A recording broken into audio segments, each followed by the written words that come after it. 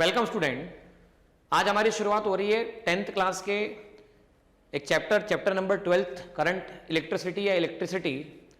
उसके सारे numerical problems के सॉल्यूशन की हम बात करेंगे। पहले हम सारे सॉल्व करेंगे और सॉल्व होने के बाद हम अनसॉल्व सॉल्व करेंगे, मतलब एक्सरसाइज के क्वेश्चन करेंगे। तो एग्जांपल 12.1 में कहा गया है, अ करंट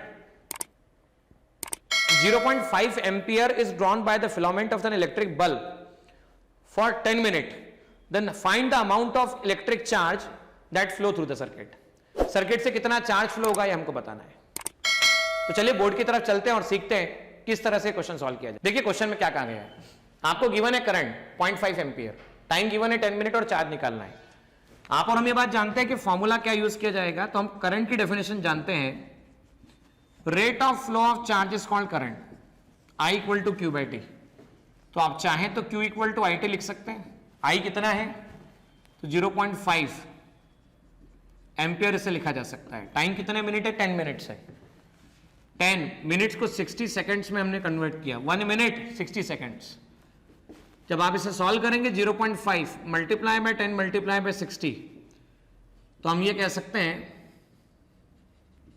कूलम इसकी यूनिट आने वाली है 300 कूलम।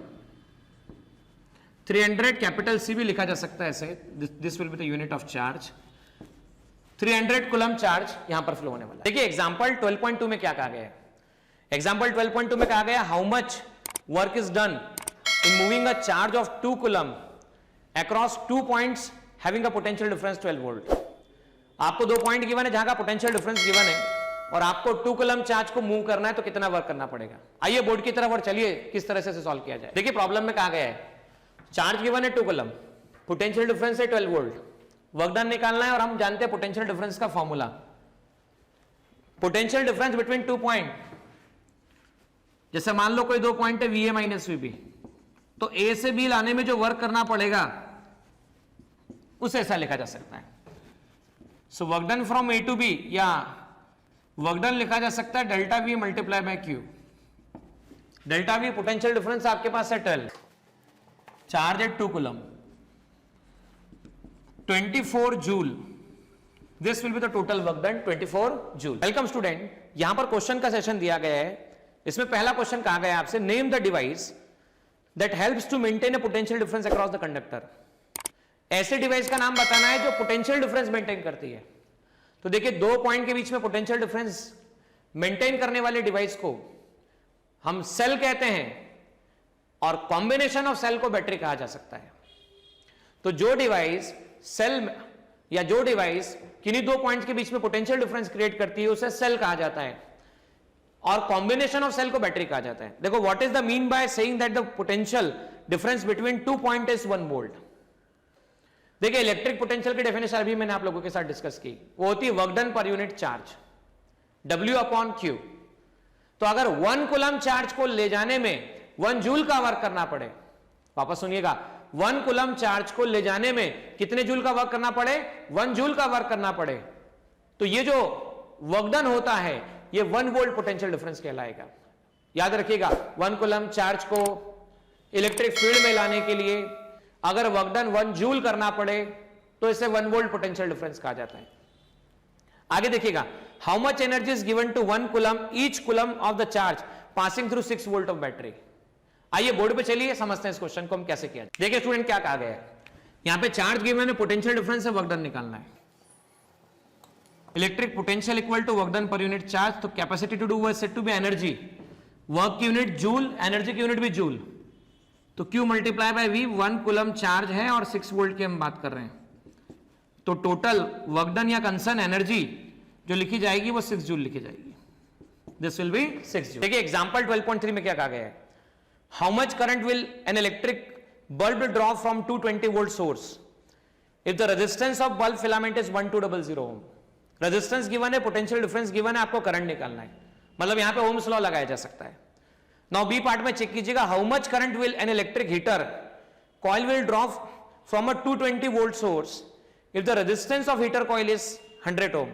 आपको रेजिस्टेंस गिवन है, पोटेंशियल डिफरेंस गिवन है, एक बार फिर से आपको करंट निकालना है। तो आइए बोर्ड पे और समझते हैं इसको, क्वेश्चन को ओम्स लॉ से कैसे सॉल्व किया जाए। देखिए ओम्स लॉ हम जानते हैं, ओम्स लॉ के हिसाब से V equal to I R, तो जब भी करंट निकालना हो तो करंट को V बाय आर लिखा जा सकता है। ए के लिए बात करें हम तो V equal to I R से I इक्वल टू लिखा जा सकता है V बाय आर। तो V कितना है आपके पास में? V है 220 वोल्ट। बोलो भाई V कितना है? तो V है 220 वोल्ट। R कितना है? तो आप चेक करो, R है 1200। तो आप इसे सॉल्व कर सकते हैं 2.2 अपॉन 120 या 12 1.1 अपॉन 6।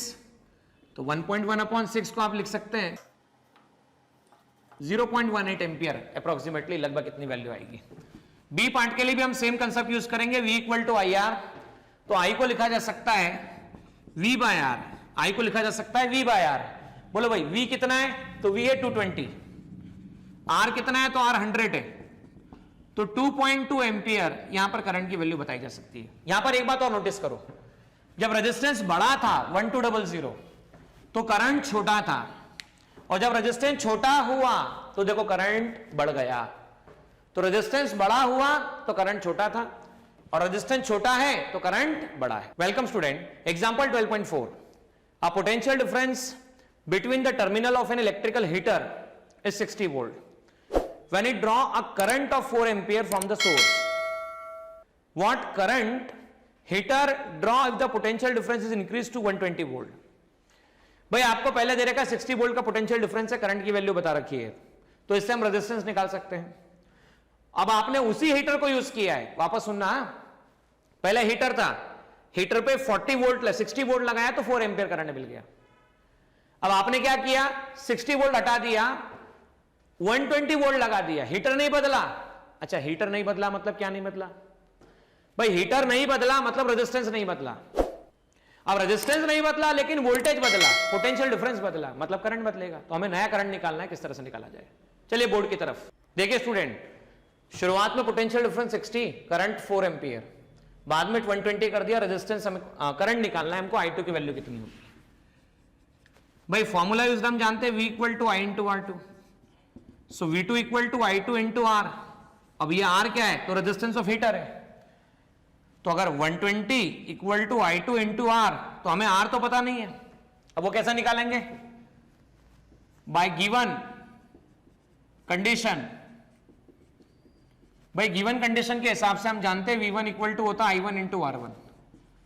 तो R निकाला जा सकता है हीटर का रेजिस्टेंस V1 बाय I1। तो V1 कितना है आपके पास? 60, I1 कितना है? 4। 60 बाय 4 मतलब 30 बाय 2, और 30 बाय 2 मतलब 15 ओम लिखा जा सकता है।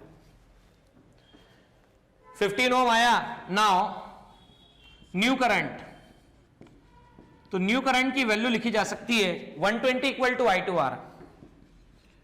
120 इक्वल टू I2R, तो I2 इक्वल टू 120 अपॉन 15, यहां पर आंसर आता है 8 एम्पियर।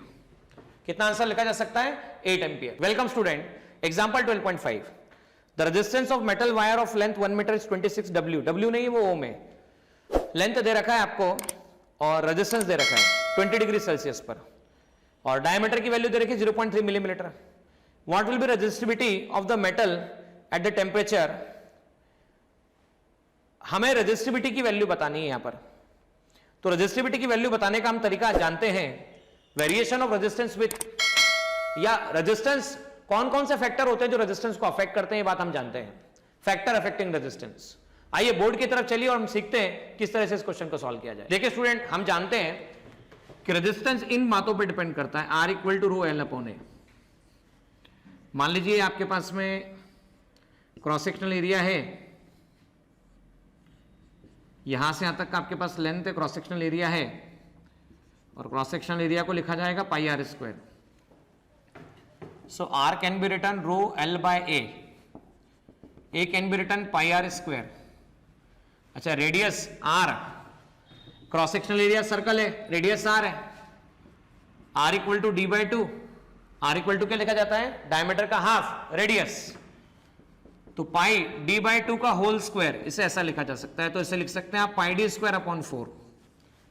तो R can be written rho L pi D square upon 4, rho L 4 upon pi D square, ऐसा लिखा जा सकता है। तो हमें रेजिस्टिविटी निकालनी है, we have to find resistivity. Rho equal to R pi D square upon 4 into L, ये रेजिस्टिविटी कहलाती है। तो आर की वैल्यू कितनी है चेक करें, 26। पाई होता है 3.14, डायमीटर दे रखा है 0.3 मिलीमीटर। अच्छा मिलीमीटर 1 मिलीमीटर 10⁻³ मीटर होता है, तो डी स्क्वायर मतलब हो गया, आप चाहें तो इसे ऐसा भी लिख सकते हैं 3 इंटू 10⁻⁴ मीटर। तो 3 इंटू 10⁻⁻⁴ का whole square upon 4 into length है 1 मीटर। 3.14 9 इंटू 10⁻⁻⁸ 13 1.57 इंटू 9 इंटू 10⁻⁻⁸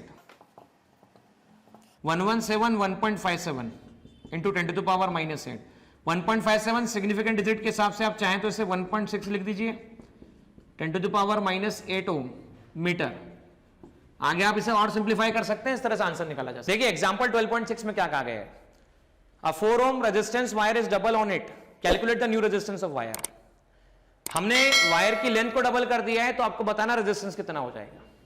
आइएगा बोर्ड पे सीखते हैं इसे किस तरह से सॉल्व किया जाए। देखिए आप और हम जानते हैं रेजिस्टेंस का formula R equal to ρl/a दिया जाता है, ठीक है, आप समझो बेटा। एक्चुअलिटी में इसका कंसेप्ट मैं पहले पढ़ा चुका हूं, लेकिन फिर भी अभी बता देता हूं वापस से। भाई मान लो शुरुआत में क्या हुआ, आपने कॉपर लिया, मटेरियल ले लिया कोई, length L1, cross sectional area A1, resistance R1, R1 equal to ρl1 upon A1 ले लिया गया। अब आपने इसको खींचकर लंबा कर दिया ना, खींचकर लंबा किया तो लेंथ तो बढ़ गया, क्रॉस सेक्शनल एरिया A2 और रेजिस्टेंस हो गया R2। भाई लेकिन पहले भी कॉपर था तो बाद में भी तो कॉपर ही रहेगा, कॉपर थोड़ी बदलेगा, तो रेजिस्टिविटी वही की वही है, R2 इक्वल टू ρl2/A2, इसे ऐसा लिखा जा सकता है।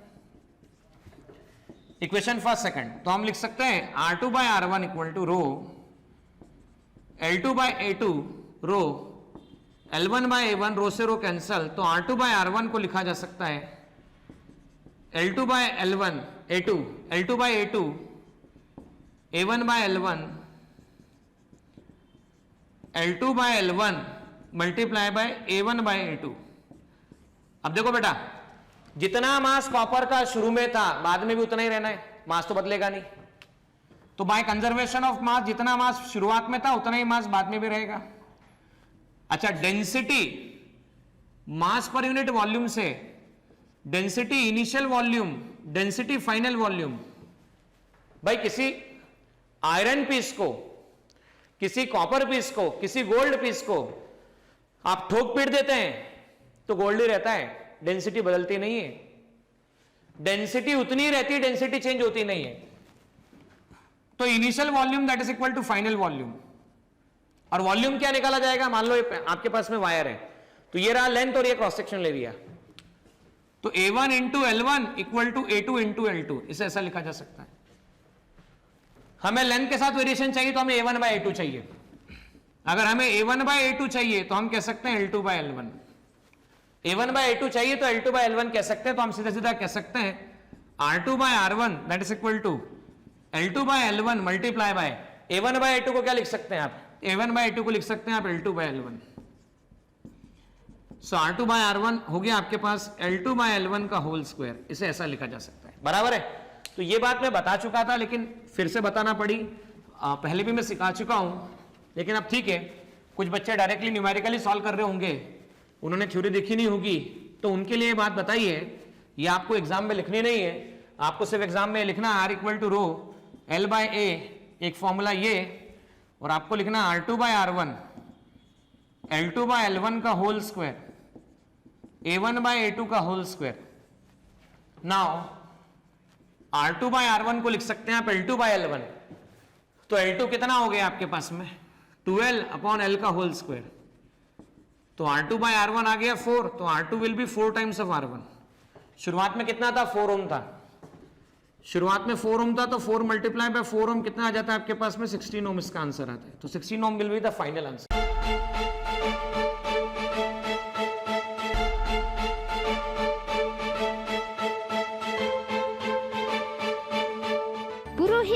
अकॅडमी, मेन ब्रांच, प्रभात चौक, MJ कॉलेज रोड, लोकमान्य हॉस्पिटलच्या बाजूला, जळगाव आणि पांडे क्लासेस जवळ, बंधन बँके शेजारी, ट्रॅफिक गार्डनच्या समोर, जळगाव.